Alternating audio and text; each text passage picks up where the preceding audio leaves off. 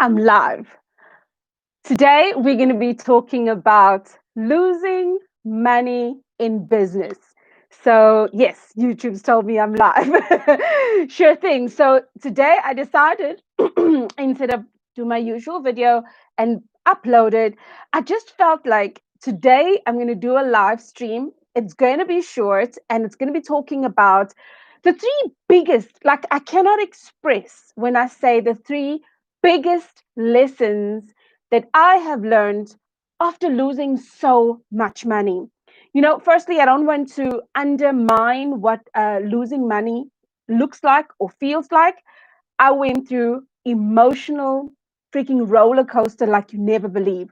So I do want to share with you the three things that I found priceless at the end of this losing of money. Me getting off of my behind and actually saying, you know what? I am going to win. I am going to overcome, even though my soul feels like it's ripped out, even though I feel like I could actually just strangle the next person in spite of myself. That's how I eventually felt. Eventually. Notice the words eventually. And that's why today's lessons, because it took some time to actually resonate, to actually simmer with me because I was emotionally distraught. So here's the first lesson that I would love to share with you. Slightly unconventional today. I decided I'm going to whip out paper, baby. So, lesson number one, your loss is your greatest teacher. Your loss is your greatest teacher. And you know what I learned from that?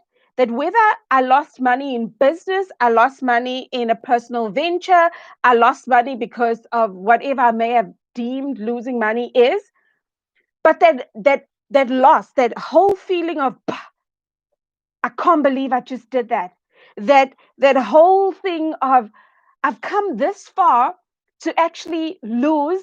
I cannot believe it. Like I don't even want to, be over because I know the videos when I recorded, I can already cut out some of these spaces. But today I just really want to share with you when I understood that having lost this 5 million, now what?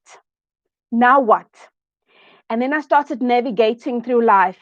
The training that I had gone on to, and then the coaching I started steadily maneuvering through, and then insult to injury, I started in my business at the same time. There was just so many things on my plate.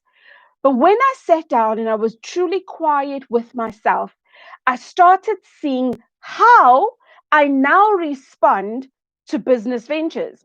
Now, don't get me wrong, I wasn't doubtful for everything, right? But what I did was I took a little bit more time to say, okay, cool, if I'm reading a contract, can I find somebody who's good in contracts or their business is contracts? So I can go sit with that person and say, teach me how to recognize the different flaws, potentially flaws, or what I should see in a partnership going forward if I'm going to do business with somebody. So I literally had to say, okay, the mistakes that I had made now make me more aware that, hey, I can do this and I can do it better. Instead of my husband and I bouncing contracts off of each other, can I not go to an attorney? And the blessing this side of property investing education, I stuck around with like minded people. Therefore, my friends became people that are very much active in professional sectors that I need for my property investing business. And do you know what? Today, I don't have one, not two, but three people I can call friend that is an attorney. So could I actually go and potentially do a trade swap and ask, do you have time? Could I lend your ear? How much does this cost? Or what is it that you're looking for that I could do because I need help that I know you could do? And that's when I started realizing my loss is my greatest teacher because now I'm aware. Now I'm out there. And now what am I doing? I'm forging relationships that where I was once lacking, I am now stronger. So I trust that point number one has been awesome. So thank you, point number one. Point number two, You will wake up tomorrow. You will. You will. You will wake up tomorrow. Now, some of you may say, Jen, really? Really? Could that be a lesson? You know, when you lose, when you lose money, or rather, I take it back. When I lost money, do you know how I felt? I felt like I've been working and making a hustle since I was 16. I was a cashier. I was a ShopRite Checkers cashier. I was wearing this very red t-shirt with yellow writing and a black skirt or a black or a blue navy blue skirt. I cleaned offices. I cleaned bins. Right? Coming from humble beginnings like that, I eventually worked my way. I got into the call center and then I maneuvered my way into IT. And within the IT space, I became a software engineer. Within the software engineering space, I became a quality assurance leader. And at that point, I'd gone and I'd done my life coaching, being an accredited life coach. I took all these different skills back into the workplace because I saw how it compounded, right? And now working yourself from 40 Rand a day to 60K per month was a long time. It took some time. Now, all of a sudden, what feels like all of a sudden, you lose all this money. And it's not even your money. It's the credit line at the bank. You lose credit line, the perfect credit line that I work towards. You lose face amongst your peers. And sometimes, I don't know if you like me, but here's a confession. Sometimes I would do some things because my peers were doing it. I would get an upgrade to my car because my peers were doing it. And isn't it logical as you get, in business or you get more money, you should show people that? That is some of the stinking thinking that I eventually had to eliminate, right? So when I failed dismally, and when I lost that money, I thought to myself, of course, I can't work at a 9 to 5 job and have a side hustle and make everything go fine. This is the end of the world. I should not wake up tomorrow. Actually, the sun should not shine. Like some of those emotions that were like deep, deep down, that's what they sounded like. And this is why I say the best lesson that I could share with you, which is lesson number 2, is that you will wake up tomorrow, and even though it feels like this is not happening to you, like I can't believe it, and you're emotional, but the fact that you wake up tomorrow, you realize actually I've lost money, which is a resource. I didn't lose my life. And when you wake up tomorrow and you realize you didn't lose your life, you can then ask yourself, so what can I now do better? I trust that point number 2 now makes sense. Point number 3, another huge one for me. Follow people that can show what they teach. When people show what they teach, when people share with you their blueprints, what I want you to do is catch on the points that are actionable, the actionable steps. Run with those and see, can I get something from here? And when you can get something from what people are teaching, okay, from what they do, because they can show you what they do, then find 2 or 3 people like that. Follow them for a bit. And when you follow them, you're going to start finding connections with people. And then learn from those that you have filtered through. And you know why I say that this is one of the 3 best lessons I learned in business is that there's people that can talk. There are salespeople that can sell the sugar that is already melted in your tea. It's not a bad thing. Is it a good thing either? Who knows? But my point is that sometimes if you hear somebody in a very poised manner and it sounds so lovely and you get caught up with the dream and it's just on point, Niana, ask yourself, how much can you action from that lovely dream? Because that's when I started learning the best things, that if I can catch what somebody is saying and it's actionable in my space, Then I'm going to zone in on them and I'm going to find 2 or 3 people like them. And then I'm going to follow what they say. So if they eventually do sell me something, I am bought into credibility. I am bought into a dream. Because you know what? Let's face this. When life is life, there is free information everywhere. You go onto www.com or www. Whatever you're looking for.com, or you go onto Google and you type something. The reality is that all the information that is out there, it's free.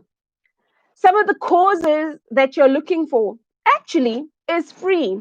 The difference between a paid cause and a free cause is that you'll find a lot more actionable content, I would hope, from the paid cause. But the thing is, you'll find a lot more mentoring and coaching through your current challenge, because what you're actually choosing to do when you pay for something versus the free stuff is you choosing that you're going to say, okay, I'm going to sacrifice money or time. And when I pay for a cause, I'm going to give money, which is my sacrifice. I'm going to invest in myself. And then I'm going to get the structure. I'm going to get the blueprint. I'm going to get this person's learnings. I'm going to get their mentorship. I'm going to get them holding my hand. I'm going to tap into some of the stuff that they do really well. And that's what actually happens when you invest in yourself and you pay for a cause. You're investing in structure. You're investing in other people's mistakes that they're teaching you not to make. And that's when I realized where I am, I've lost money. I realize that all the lessons I've gone through are my best teachers. I've lost money in business. And I realize that if I'm awake and I can wake up the next day, that I can actually do something about my situation. Because tomorrow is promised to no one, right?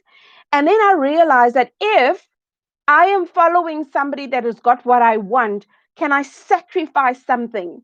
And your exchange for a cause or for mentorship or coaching is a sacrifice. Why? Because that person's going to sacrifice their time to be with you and share with you their mistakes, the theory, the practical, holding your hand, the blueprint. And you're going to say, okay, cool. If everything is free on the internet, I could sacrifice the time and start chasing it, which is all good and well. This is why a lot of us video creators, we create free content on YouTube just to try and give a glimmer of what is in the different niche or the discipline that we're in. So my thing to you today is, what is it that you are after? You may have lost money in business, but what is it that you're after to have a comeback? You may be thinking of going into business. What is it that you are actually fearing? Could you try and address those things and ask yourself the question, what am I going to sacrifice for me to get to my end result, to get to the thing that I am after?